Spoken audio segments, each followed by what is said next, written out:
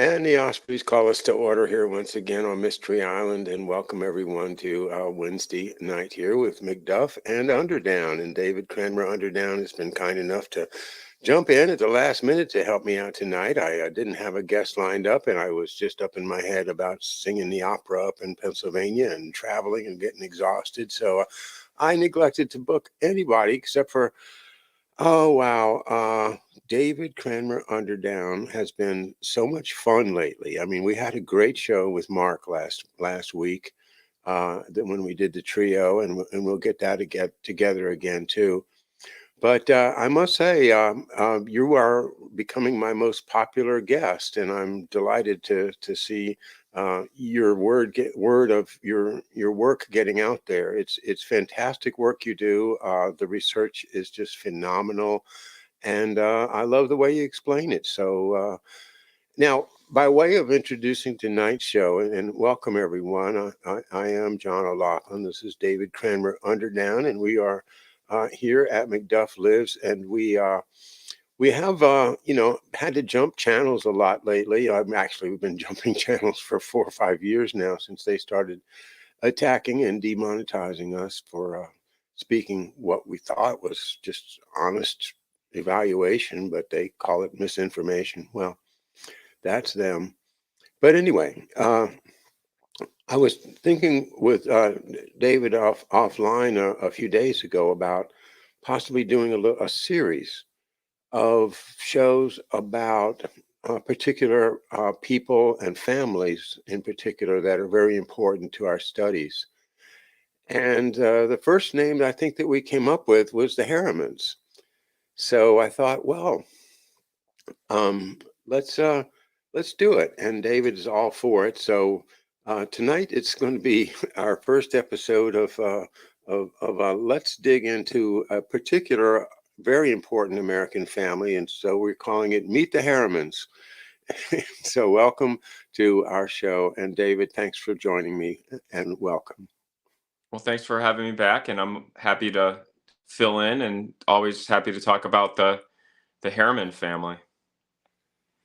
Well, that's very important to me because one of the things that is hard to unwrap, it's hard to see, and that is the development of the uniparty.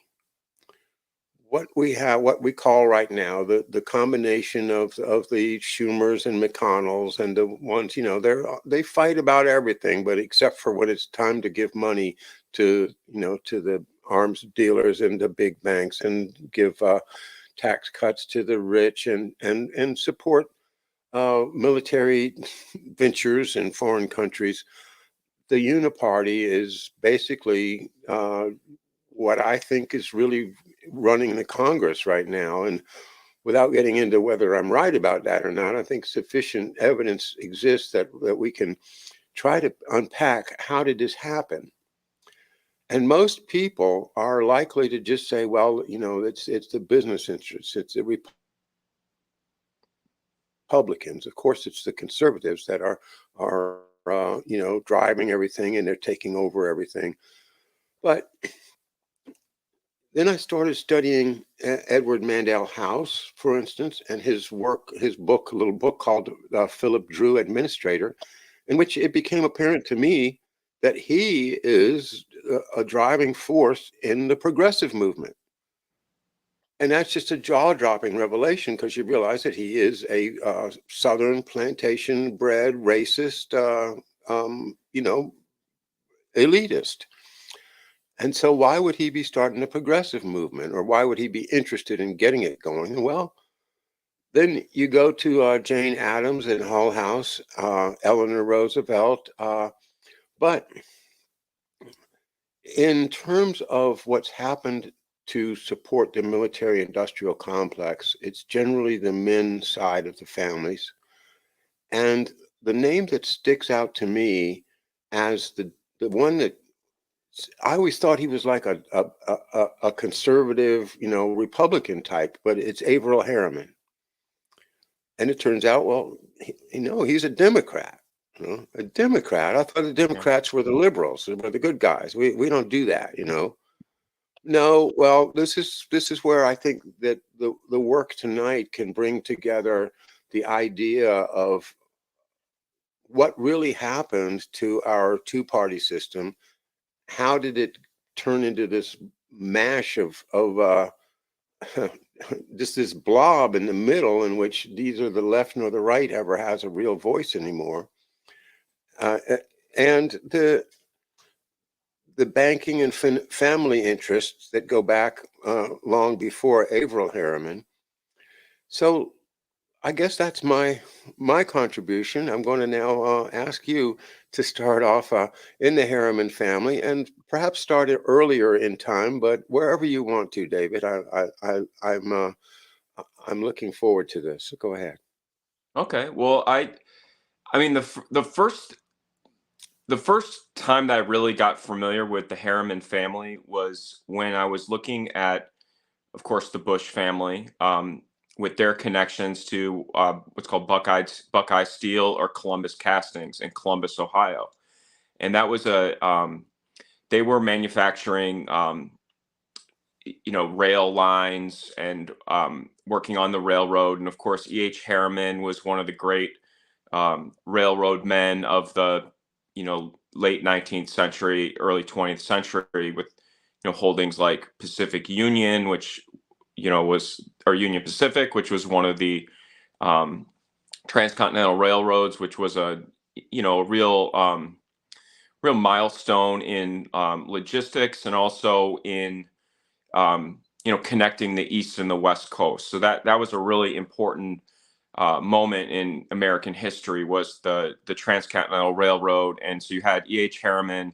was was involved with that, and then of course you had Frank Rockefeller, one of the less talked about Rockefeller brothers.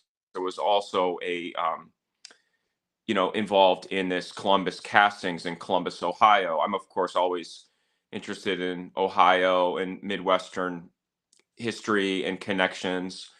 And so E.H. Harriman, he had I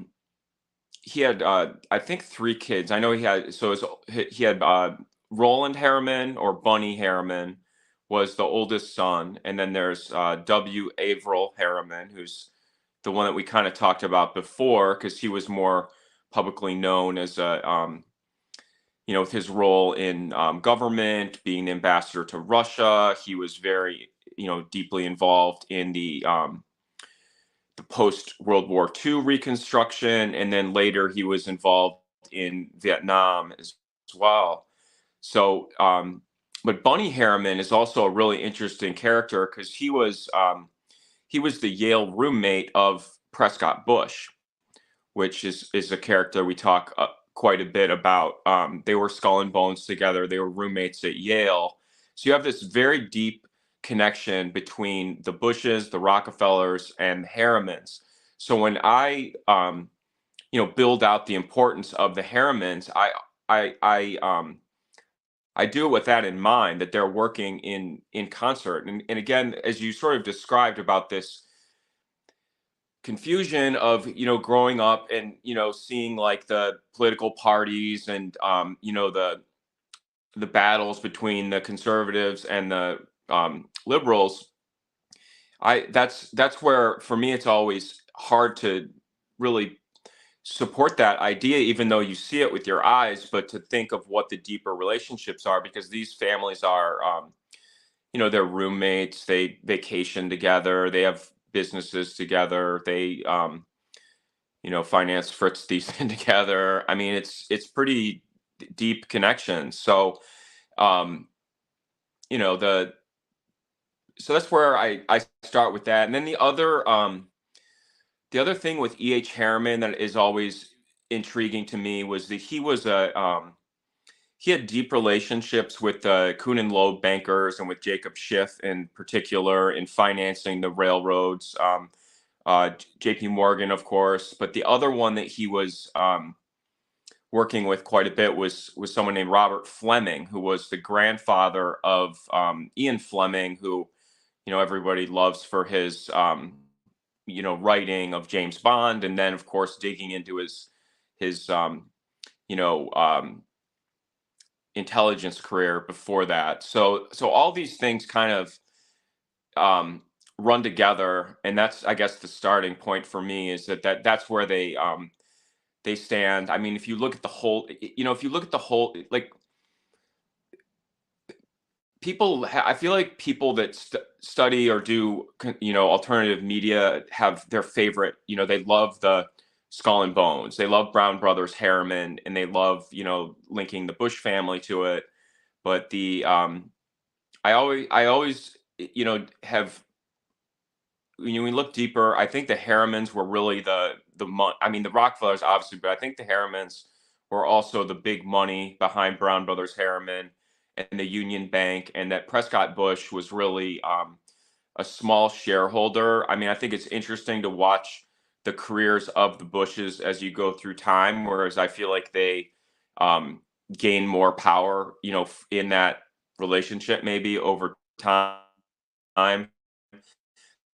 But that's the I guess that's the beginning. Is that they're an old Skull and Bones. They have all the Yale connections. They have the Brown Brothers Harriman connection. We can get into the breakup of or even the formation of Brown Brothers is fascinating with the um, the original Brown Brothers from uh, Baltimore, and then the Brown and Shipley being the English version, and then you know they actually, even the Harriman and Company, um, when they broke off, when they split at Glass Steagall,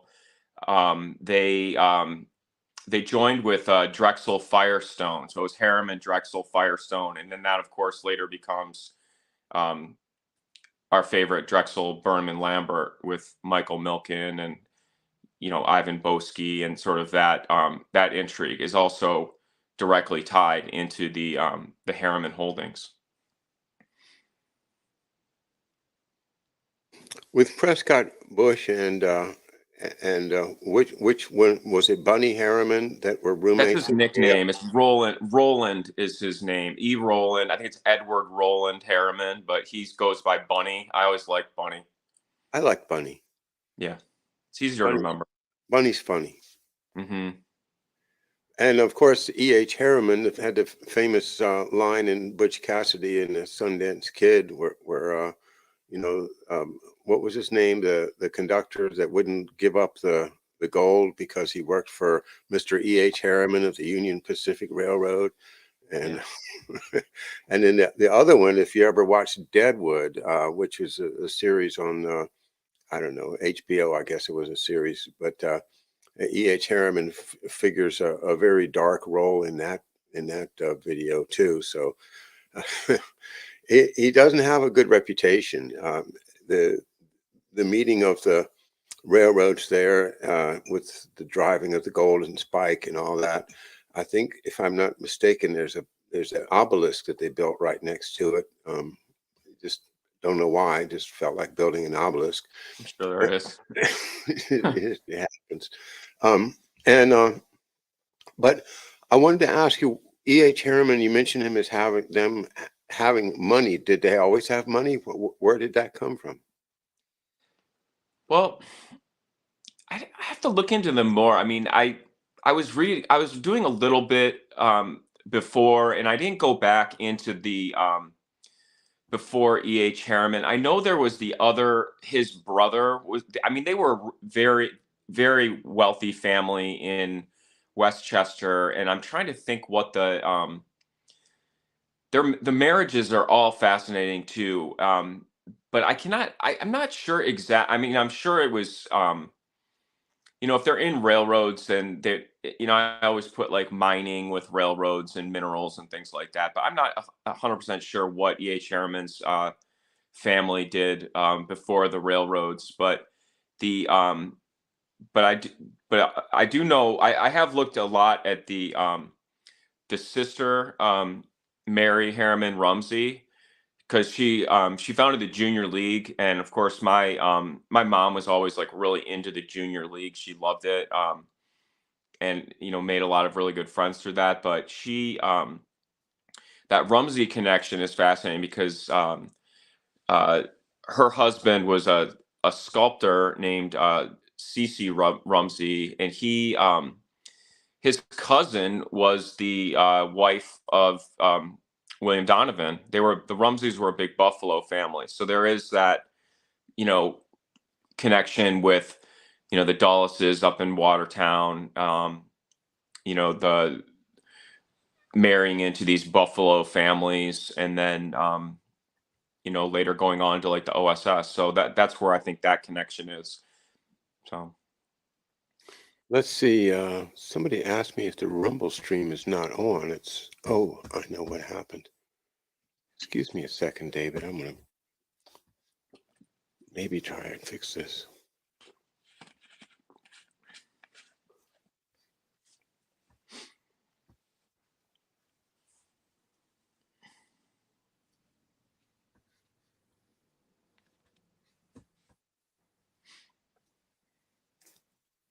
I beg your pardon, folks. I think there was a little technical problem with the Rumble stream, and see if I can fix it.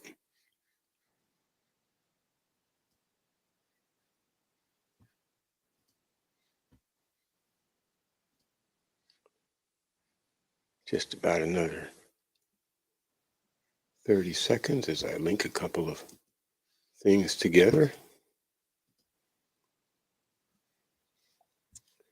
Rumble stream is very important to me, folks, because the YouTube gods can take this channel down at their will. They make up an excuse and take it down anytime. So please do subscribe over at McDuff Lives on the Rumble channel.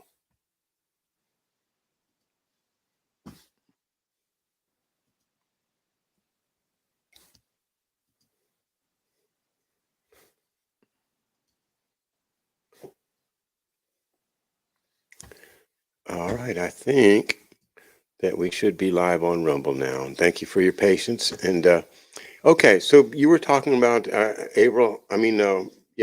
Harriman's sister and the Rumsey family and their connection to the Dulles family. To the directly to to Wild Bill Donovan. It's actually Oh, his daughter. So his daughter, Mary Harriman Rumsey. She married C.C. Rumsey, who was a polo player and sculptor. And the Rumsey family is a big um, old Buffalo, New York family. And William Donovan married a Rumsey heiress as well, and she was the cousin of C.C. Rumsey. So there is a familial connection to the Harrimans and to Donovan, but there's a sort of more just a proximity connection between the Dulles brothers and Watertown, and they used to, vacation in around Buffalo. The Dulles family had, a lot of upstate New York connections, and then of course with the Sullivan and Cromwell was the law firm that represented like Brown Brothers Harriman and Union Bank and a lot of the Harriman holdings. They were, business partners as well. now I remember what I was going to ask you about was this: when you have one family that's basically, I guess, could be described as a Democratic Party family, and the other family is clearly a Republican family. And they go to Yale together and they do all this investing together and they socialize together and they intermarry with each other. Does that not create a set of goalposts on each side of them that within which debate happens? And that, they've already, sorted out, what's fair and what's not fair in terms of attacking each other, and how much of a school play are they going to put on, and to use George Webb's term, and where they have already just carved out a whole lot of controversial issues that they're just not going to deal with, such as the problems of poverty and health and economies in rural areas and all of these things. That if they're going to throw some money at it, they're going to find a way to make money doing it. And, like the TVA and things, just things that to me signify that all along these elite families have worked together to control the government, the Congress, the courts, and the presidency to keep what they have and to allow them to engage in private wealth ventures financed with public money. It's looks like, highway robbery writ large in a billion-dollar era. Um, it just looks to me like when we describe this, we're describing a conspiracy to control the government, the economy, the people, the wealth, everything. What do you think? I I mean, I think there's a lot of evidence that supports that. I mean, you look at Averell Harriman was really close with Hal Roosevelt. The Roosevelt family was very close with the Harrimans, so there was a lot of collaboration there. We know the same is true with the Kennedy family. They were very close with the Roosevelts as well. So, I mean, yeah, I mean, there's a lot of collaboration, and I mean, I mean, being from Michigan, I've talked a lot about the collapse of the banking system in the state of Michigan. Well, Hal Roosevelt was the controller of the city of Detroit when that happened. Under the mayor was Frank Murphy, who later became the governor and then later became a Supreme Court justice. Um, and Hal Roosevelt, again, going to the roommates and family friends. He was roommates with Sumner Wells, who became a very powerful diplomat, and so yeah, there's a lot of um, collaboration. Of course, the other thing too is the Harriman family is also they're also Groton family, so they're I know with your dad going to Loomis, I believe was Groton the arch rival prep school. It's where I'm all not sure. I'm not sure. I'm not sure where which all the one. Roosevelts went. I mean, all the Roosevelts went to Groton, and it's a yeah. So Sumner Wells, you yeah, mentioned, and one of the interesting characters in the sidelines of history. He was sidelined uh, by people who used his homosexuality to discredit him, and that happened. And you know that's the way it was back then. If you were homosexual, you could easily lose everything by being the subject of scandal. And so that's what happened to him. But it's interesting that this is Sumner Wells's Georgian home on the Potomac, um, also known as Oxon Hill Manor. And that, of course, is in Oxon Hill, Maryland, where I grew up. And that is where uh, George and I went and talked many times in recognition, that for some reason McDuff chose Oxon Hill to live in. And that mansion is pretty cool place. So anyway, Sumner Wells, a diplomat, somebody that probably could have served Roosevelt very well, but for his vulnerability. Um, Now, there's other Harrimans that we can talk about. I was thinking of the connection between, well, we've talked often about Jerome Bonaparte and yeah. then his daughter, Jenny Jerome, right? So it's Leonard Jerome, not Jerome. So Jerome Bonaparte was the one that married the Patterson. Elizabeth Patterson. Leonard Jerome was the one that had the Jerome Mansion right on Madison Square Park, and then he had the three daughters, and the one daughter, Jenny, was the wife of Randolph Churchill, that then had Winston as the child. So, any relation between Jerome Bonaparte and Leonard Jerome is just me guessing, or what do you I think? I don't I don't know. I mean, I don't. I've said before that my uncle Bill married a Jerome from Grosse Pointe, and they are related to the Jeromes of. They're from the same place in Connecticut, and then um, they ended up, the Jeromes that my uncle Bill, his wife's family, they have the oldest family business in the state of Michigan. They have a surveying business that I think 7 generations now, and but Leonard Jerome was, kind of the Wolf of Wall Street character. He was the big gambler on Wall Street that made big money, and then he built this mansion right next to Madison Square in New York City. And he was, into horse racing, and he was, partners with August Belmont. The Belmont Stakes was at Jerome Raceway, so they were very much into the, elite, horseman world, like, many, not many, but there's a certain faction. I mean, when you're talking about the Harrimans, definitely. I mean, they actually ended up buying the Belmont properties, their horse racing and their horse stock. Their basically their horse farm was purchased by the Harrimans.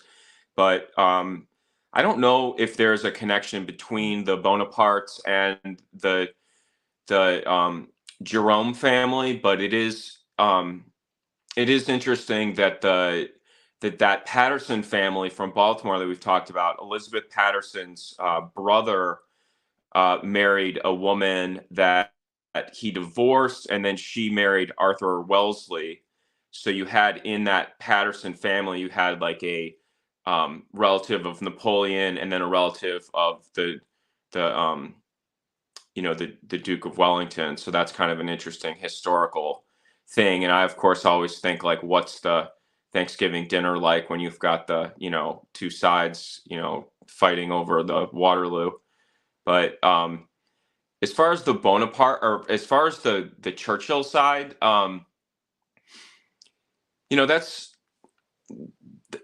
because Winston's son, Randolph, ends up marrying Pamela Denby, who becomes the paramour of many, but specifically Averell Harriman, when he's in London as an ambassador, and then he ends up marrying her later. So there is this connection between the Churchill family and the Harrimans, which is interesting because Pamela Churchill Harriman, she becomes sort of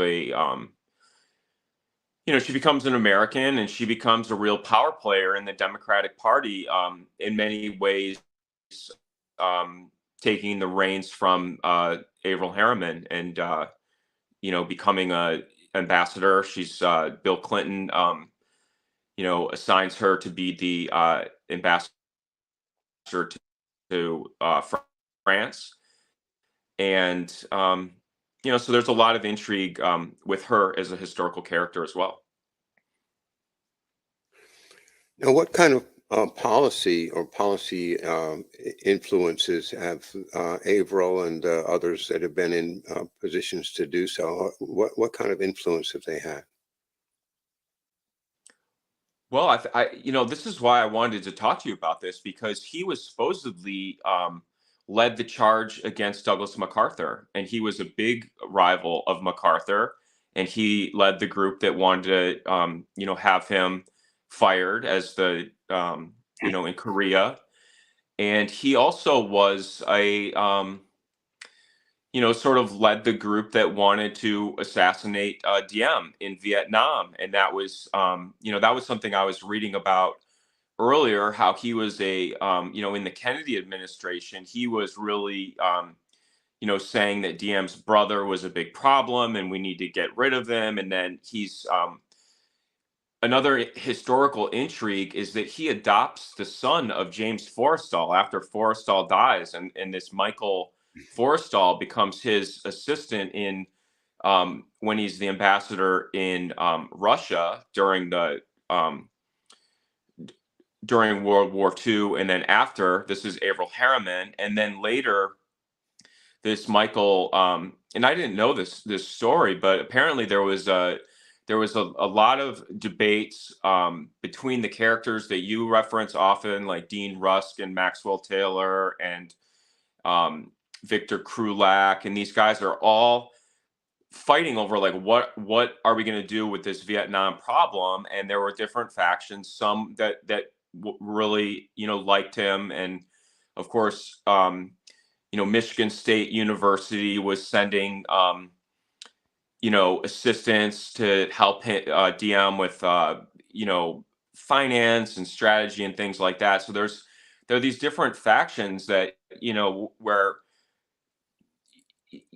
we talk about the big Republican Democratic politics, but I do think there was a lot of infighting, like as you and George have talked about a lot, between CIA and the FBI. I know that if you listen to Fletcher Prouty, he says that when they did the 1947 National Security Act, that the Navy was pissed and they felt like they had really lost a lot of their power, and they were not happy about it. So there was a lot of infighting, and it sounded like Averell Harriman kind of came in and was just trying to boss everybody around, because he was at that point sort of like quote unquote the elder statesman, and JFK was pretty young and Bobby was pretty young, and he had a differing opinion with sort of the old school military leaders like MacArthur. And I think that a lot of that, from what I read today, was based on his wanting to use a lot more you know uh, bombing with airplanes and things like that, as opposed to using more traditional ground forces. When you mentioned the episode of Forrestal's son Michael being what I guess mentored or taken under his wing by Averell Harriman, Hmm. I just felt so, something went through me when that happened. I thought, how evil can these people be? Because if as it appears to me that James Forrestal was assassinated, Averell Harriman knew about it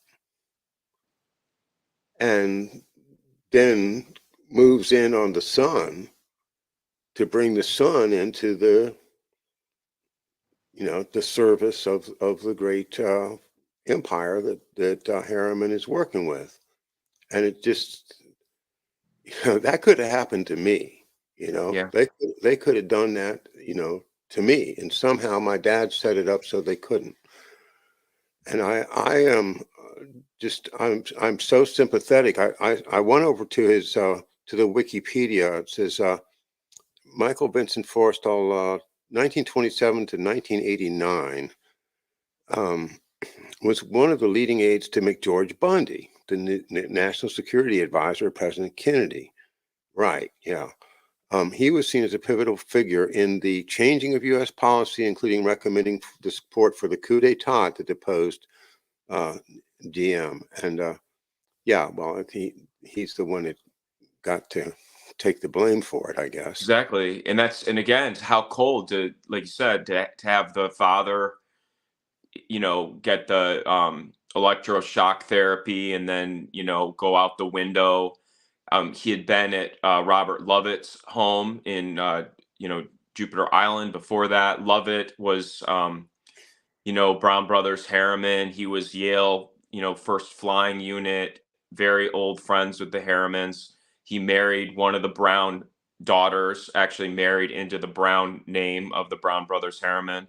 He was Secretary of Defense before under Truman, and he coached up Edwin or Charles Wilson that I've talked about, but he was that's what it sounds like, is that the Lovett Harriman Brown Brothers connection was really really tight, and they made a lot of trouble. And as you sort of suggested, I mean, did they kill the guy's dad and then pin him for being the one that screwed up to give the call to assassinate the Vietnamese president? It's pretty nasty, but that's what it looks like. It's damn nasty. It's horrific. And this is not the only example of this type of thing going on. And this is the way Bertrand Russell thinks. The guy that thinks that you can possibly pick somebody up out of the common people and lift them up into the elites, but you've got to keep an eye on them. And if they start drifting back to their old neighborhoods, or they're start having romantic ideas about truth, freedom, justice, and the American way, well, we'll have to get rid of them. We'll just have to get rid of them. And that happens. And that is very, very, very important for people to realize. And we didn't even mention Stuart Simonton and his role in this. So, there is considerable evidence that Simonton was leading Forrestal into these psychiatric places and taking him to Florida, and then and spreading the word that he was having a breakdown. Our good friend David Martin, not the scientist but the author, was on the show with me once about 2 years ago, and about a year and a half ago, and he and I'm still in contact with him, and he's a great scholar of this issue. So I do think that we've got it right, that this was a case of murder, and your man Harriman is just sitting there letting it happen, Yeah, facilitating it. well, he from what I read, it sounded like he was the real force behind the coup, and again having his adopted son or whatever taking the public blame. And it's also interesting because McGeorge Bundy, if you listen to the Fletcher Prouty interviews, he says that McGeorge Bundy was the person that called off the airstrikes on the Bay of Pigs invasion that blew that up as well. So it's Mhm. interesting that and again, um, but again, again another skull and bones guy, and his dad, Harvey Hollister Bundy, was somebody that was also a Yale, in the same Yale group, and very close with Henry Stimson, who's another name that I feel like I want to nominate, that we do an entire show talking about Henry Stimson, because he's another just major character that I feel like I mean, again, I think people rightfully put a lot of attention to the Dulles brothers, but I think there are other characters that they're working in concert with that are really important to look at, that are helpful to understand the network better.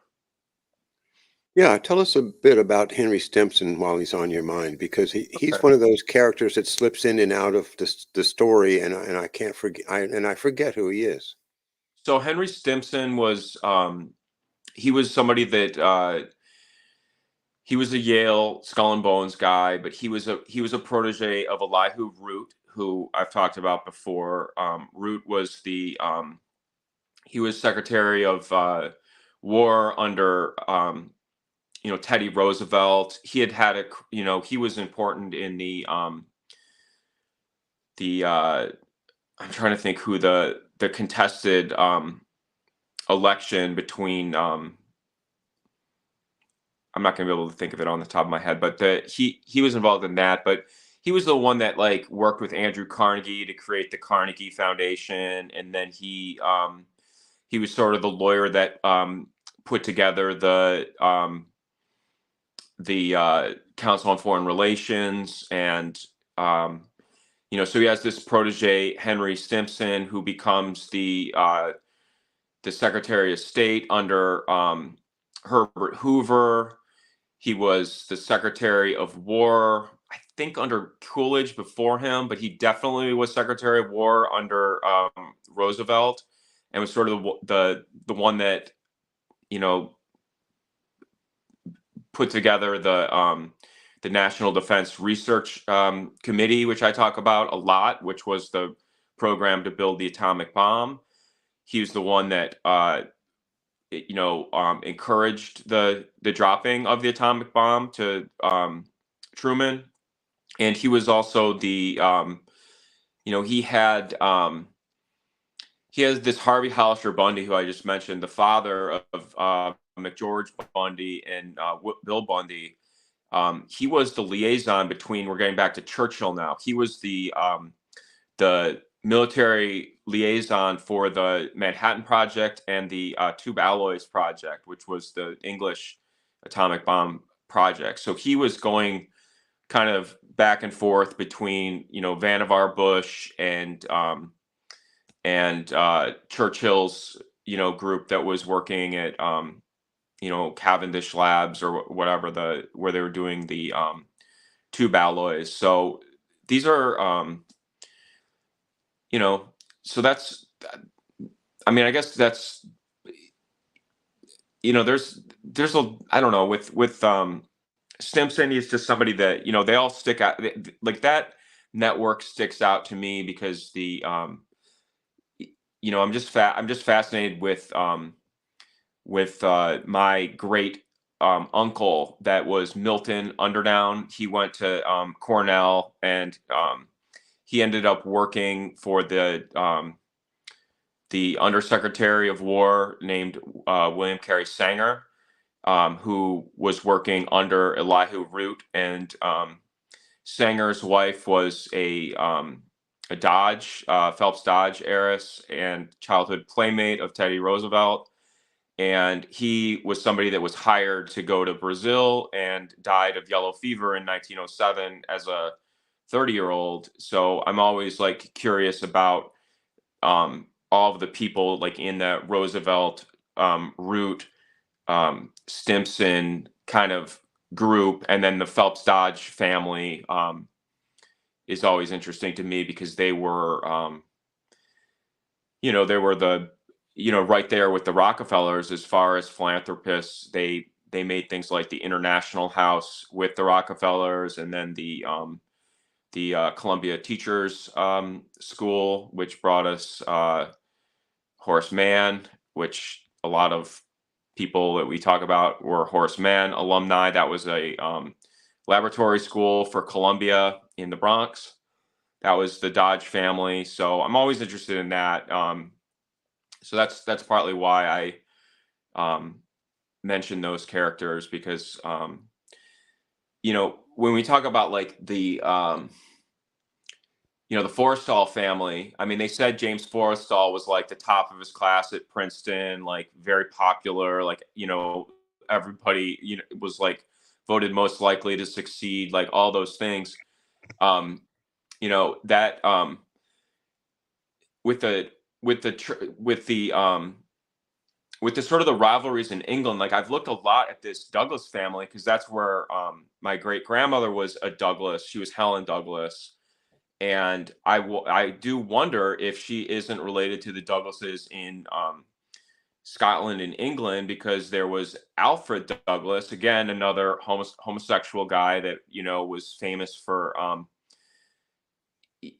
his dad went after, what's his name? The author, the famous author, that was his boyfriend. But he had this newspaper called the Plain English, and he was the one that called out, Winston Churchill and Ernest Cassel for basically faking results, and then having a results of I forget which battle it was in World War I, but basically saying that they like personally profited from, saying the wrong thing. And then so there's like, for me, there's all these like intrigues with the Churchills, and then with the Douglases, and then with the Jerome family. Like, these are all things that I'm like trying to sort out and keep straight for myself, because it is like, when we talk about the losing families on this stuff, like I feel like my family is like always that, that's like part of my strategy for learning this stuff, is that like, what, why did what happened to them happen to them, and like what were their connections. And it's hard to figure it out, because like my great grandma, there's no information on her family at all. There's just a her tombstone or whatever, and a short obituary, and nothing else on it. Like, I don't know who her parent, I don't know who her parents were. So it's just personally intriguing for me, those things, and trying to figure out the rivalries between like the Churchills and Louis Mountbatten's family, who was partners with Ernest Cassel. That so just going through those things. I know it's a lot of names. I'm sort of rambling, but that's um that's why someone like Henry Stimson or Elihu Root is interesting, is to me, is because I feel like they were the architects of things like the Council on Foreign Relations. Yeah, I was just refreshing myself on Elihu Root myself, and I I think you did get my reference to the other route that I found for you, right? The one in Terre Haute, Indiana. Did you see that? Yeah, I did. I'm trying to think what it was, though. What was What it the? was this fellow that became the owner of the bottling company for Coca-Cola. Oh yeah. Okay. Yeah. Well. And so, just another funny thing that happens in Terre Haute, Indiana. Well, I always am like, they have to be affiliated with the Ball family, because the Ball family was in Muncie, Indiana, and that was where the big gas boom was. And the Ball Jar Company, which was one of the biggest glass makers in the world, they were in Muncie, Indiana. So that's where immediately where my mind goes on that. And so that's another, you know, undiscussed part of Indiana, I guess. Yeah, Terre Haute. But Elihu Root, he's very important, and we should maybe do Root and Stimson together, because Yeah. Root's gosh, I mean, I just read a couple of lines from this. American lawyer, Republican politicians, 41st U.S. United States Secretary of War under McKinley and Theodore Roosevelt, and the Secretary of State under Roosevelt. He is the prototype of the 20th century political, quote, wise man, unquote. Oh boy. He was a senator from New York and got the Nobel Peace Prize in 1912. His private clients, he was a lawyer. Private clients included major corporations and such powerful players as Andrew Carnegie. Root served as president or chairman of the Carnegie Endowment for International Peace, the Carnegie Institution of Washington, and the Carnegie Corporation of New York. He was a prominent opponent of women's suffrage. That's interesting. So that puts him on the side against the progressives. Worked to ensure the state constitution allowed only men to vote. Boo. Secretary of War, administered colonial possessions won in the Spanish-American War, the Philippines, and Cuba. Interesting, that connects him to Arthur MacArthur, the father of Douglas MacArthur. Root favored a paternalistic approach to colonial administration. Of course he did. He was a strong advocate of the Panama Canal and the open door policy. Just skipping down to just some more amazing names here. He was admitted to the bar of the Supreme Court of the United States in 1881. Among his clients were Jay Gould, Chester A. Arthur, the president, Charles Anderson Dana, William C. Whitney, Thomas Fortune Ryan, one of the famous characters in Real Lace by Stephen Birmingham, one of those Irish guys that, you know, was allowed to rise up to the very top. And then, you know what happens. The Havermeyer family, Charlie Delmonico, and E.H. Harriman. So that brings us right back to the Harrimans and Eli Root, the lawyer for E.H. Harriman, the railroad man who got rich by luckily investing in a broken down old railroad one day, according to his bio. The other intrigue with Elihu Root was that he was high school classmates with Stanley Hall that founded Clark University. That was a big. He brought Freud and Carl Jung. Their only time to the United States was at Clark University in Worcester, and his dad. I never even heard of Clark University. Oh my gosh!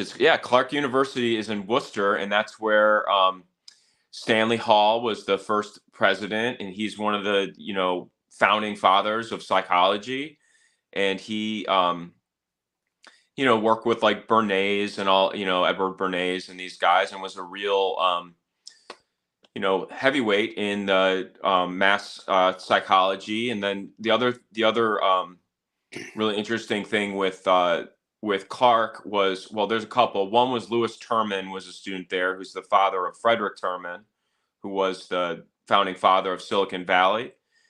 He created the IQ test. The Stanford IQ test was Terman's dad. And then on the rocketry side, Robert Goddard was a professor at Clark University when he was doing his liquid rocket fuel experiments, and caught the eye of Charles Lindbergh, who was then got financing from Harry Guggenheim, who of course was another Yale flying unit person. And the Guggenheim family supported Robert Goddard, and that's how we got Goddard in Roswell, New Mexico, to do his experimentation. And then the Guggenheim family then sponsored like the Jet Propulsion Lab in Pasadena. So Clark is definitely has some very interesting characters, because JPL also has the whole Caltech going there, and then you have the Von Karman, you've got Jack Parsons, Frank Molina. Jack Parsons is the one that gets into all these occultic stuff, and becomes partners with L. Ron Hubbard with the Scientology.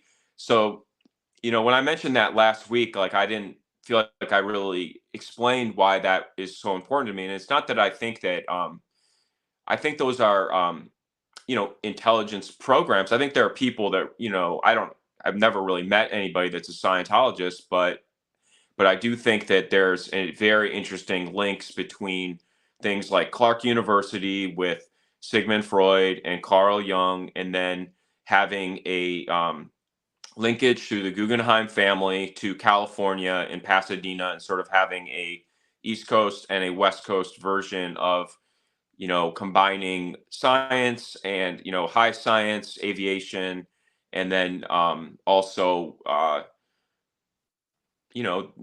new age thinking and religions and things like that, which seem to go together. So that's why I mentioned that. Yeah, it's all part of multiple multiple attacks upon the common person to put us into a situation where we may think we're not being controlled, but we really are being controlled. And that the psychologists, of course, are there to do that, to facilitate that happening, to study us, and and then of course that brings in the whole business of occult, sex magic, Aleister Crowley, and that comes directly from the British. That comes directly from Chatham House and the Royal Institute for International Affairs.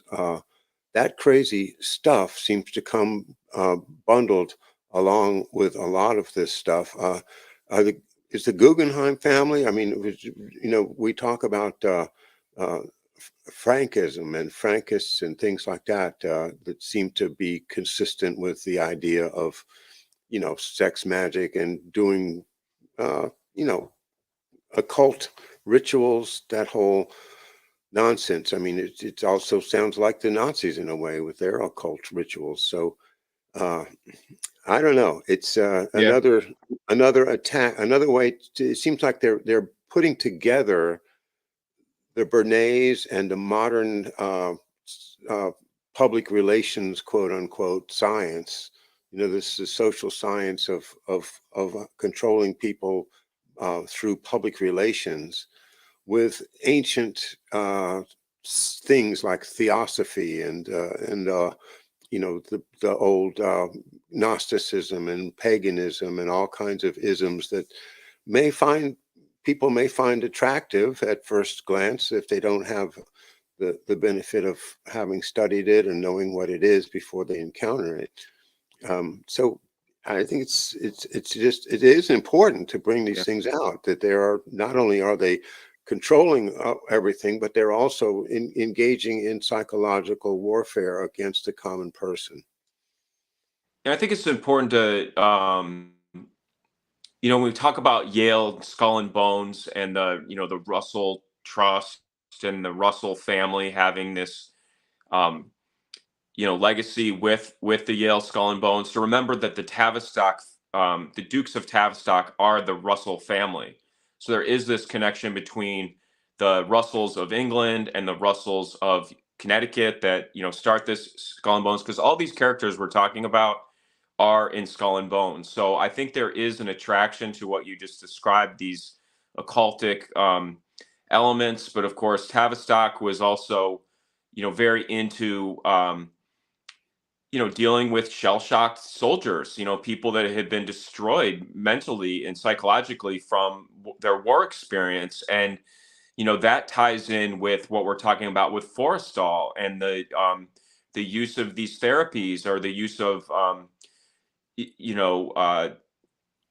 different, medical treatments that they would give people. Like, we talk a lot about like MK Ultra and like use of LSD, um, truth serums, breaking people down. But all that stuff I feel like falls into that, under the cover of, we're trying to help, people that are damaged from war. And then it just becomes like a free for all for, you know, you know working in concert with these mass persuasions and using, these, techniques that were developed by the psychologists like Freud and Jung and Bernays, and the idea of how can you, turn a society into a consumption society, by focusing on their wants as opposed to what their needs are. And making, driving people through, that those techniques. And I do think that, when we talk about the Harrimans, and the talk a lot about the railroads and the, Union Bank and the Brown Brothers and the financing of Germany. And when you did suggest that, well, it sounds like the Nazi stuff. Well, I think it is, because I do think that at that level, I think they are, um, sort of studying the same, um, alternative philosophies and religions and occultic type ideas. I think that those are the, circles that it really thrived in. Well, um, another character to mention, to I guess kind of wrap it up tonight, is this is Yerkes, the famous monkey lab, chimp lab Yerkes, who in uh, World War I develops the IQ test for the soldiers. So you have uh, again, and he was a psychologist. Mhm. So Yerkes is a human psychologist who ends up uh, who puts together the soldiers' IQ test, and that is the same thing that you just said that what was this Tizard that did? Louis Terman. Terman, okay. Mhm. And so that's similar, but now Yerkes being also the guy that works with chimpanzees and other animals to try to understand their psychology, but conveniently creates a huge lab with hundreds of monkeys down in Florida. And, you know, we've studied that with George, that this is where they were experimenting with monkeys medically. So that whole willingness to think of humans as just other primates and their willingness to do horrible things to other primates, well, they're okay also with doing these horrible things to humans, uh, like they did up at McGill with that horrible doctor. What was his name? McDonald, I think it was. Ewan Cameron. Ewan Cameron. Oh my God, the things that they did to that lady that they kept her up for like 60 days on and feeding her adrenaline and stuff. Oh, I mean, this is what we're looking at, David, Yeah. is these families have somehow convinced themselves as a huge group that all this stuff is fine. That's just the way it's supposed to be. And it's just absolutely unbelievable. And that's how they get away with it. Yeah, I don't know how to, because you can go right into the Sackler family. That was their whole background too. They were doing shock therapy and giving LSD to patients in psychiatric hospitals, and then they leveraged that into selling um, you know uh, opioids. So it's a bad group, and sadly it does have that background, because that was what my understanding of what Lewis Terman was doing when he created the Stanford IQ test was that it was used for World War I to basically identify the aptitudes of different soldiers and determine where to place them in the military. I'm doing what I often do during the day, and you know what it is. It's a compound search, and I'm putting in Terman and Yerkes to see if they. Well, I can tell you something about Lewis Terman is that he's from Indiana and he went to Indiana University, and I am wearing my Indiana sweater tonight as a tribute to Bobby Knight, who passed away today. Oh, Um, yeah, he was a favorite of my grandparents. They loved Indiana basketball, and yeah, he died today. So, but yeah, the Lewis Terman was there, and then of course his son Frederick Terman was the director of the Harvard Radio Lab during World War II. So that's one of my unbelievable Indiana facts, is that the head of the Harvard Radio Lab was from Indiana, and the head of the MIT Rad Lab, Lee DeBridge, was from Terre Haute, as we said before, and his father was the football coach at Indiana State. So I just found an article measurement of human intelligence in which both names are mentioned. I would not be surprised if they knew each other and collaborated. They did the same I'm sure thing. they did. I mean, I think that Terman, Stanley Hall, I think, are the number one and number two most quoted American psychologists of the 20th century. So I'm sure that Yerkes is in the same circles as them, especially with the I didn't realize he did an IQ test, and that I knew he did the monkey labs and everything, but I think that as we've looked at with like the Gibson Island conferences and other scientific conferences, these groups tend to get together and have collaboration, and especially with the psychology. I mean, I think we think of it more like, was it the Vienna Circle? Was that what, like, Sigmund Freud and the Vienna group, all the psychologists. I feel like they all had little study groups and things like that where they worked together, and I'm sure that we had the same thing here. Yeah, well, we we could go on for another hour easily just by mentioning the name Carl Jung and his amazing contributions to our history. I mean, the people that he treated, quote unquote, included Alan Dulles. And wow.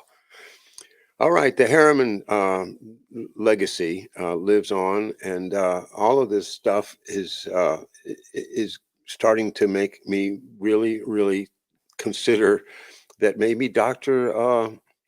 Shiva has the right idea to just get mad as hell and curse these people and just just cuss at them, just call them all kinds of names and shame them and don't participate, but just continue to revile and curse them. It's a strategy I've never considered, but it seems to come to mind when we think about the things that they've done. He's in the middle of it. I mean, he's right there at MIT, so he's got a lot of material with Vannevar Bush.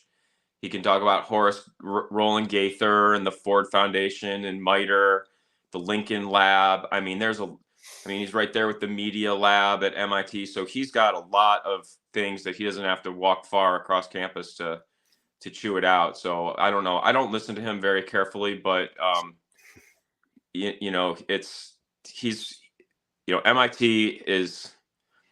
I mean, Vannevar Bush to me is one of the darkest characters of the 20th century. So he's and he was the founder of Raytheon. I think people forget that a lot, that he was the Raytheon founder. So he had a big impact in a lot of ways too. So that's probably another person that we should do a show on, is Vannevar.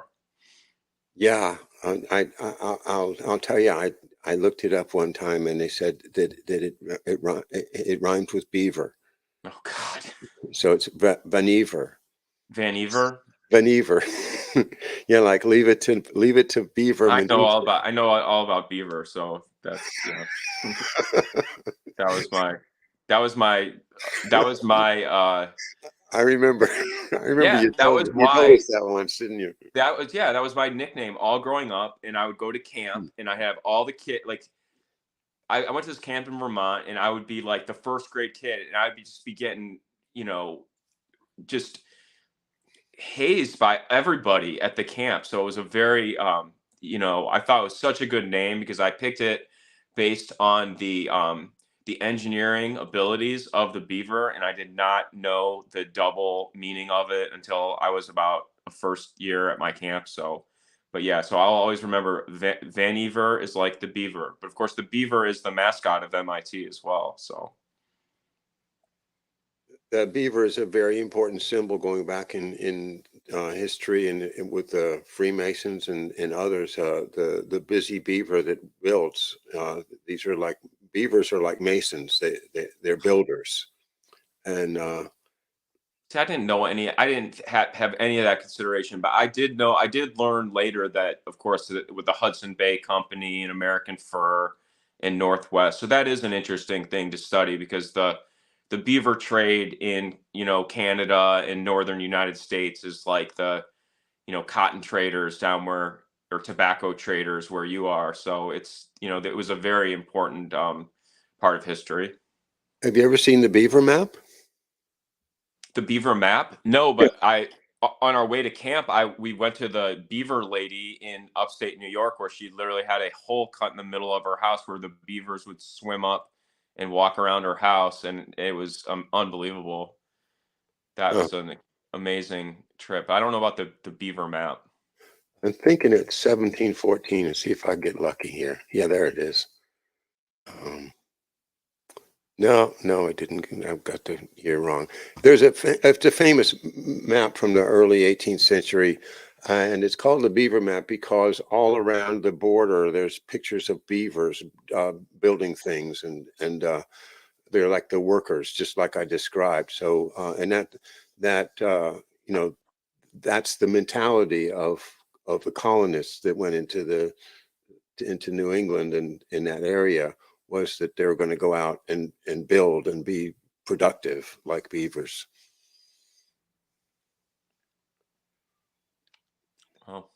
Well, this has been a very productive It's been a very David. broad thing, getting into ending on beavers. Well, yeah, there's nothing wrong with beavers. I, It taught me a lot of. It taught me to be a connoisseur of curse words and alternate meanings of words and things like that. So I guess that's helpful now. When analyzing someone like Dr. Shiva's language and aggressive language, but it was terrible. As I have to say, I was sad. I was just sad that I didn't have somebody tell me to maybe pump the brakes on that nickname, because I named myself when I was 4 years old. So well, you know, the word's out now, David. well, it's a way that I can tell if I've known somebody for a long time if they call me that. Okay. And I think that's about enough for me too, because I think I'm getting a little bit punchy. All right. Thank you so much, David Cranmer Underdown, for another very interesting evening, and I look forward to the next one. Thanks, everybody, and let's see. I'll see you sometime tomorrow, I think, but I'll have to look at the calendar and see whether it's 11 or 8. Uh, okay, I'll see you tomorrow. Thanks, David. Thanks, everybody. Very interesting chat. I enjoyed looking at it. I'll look at it again after the show. A lot of good comments.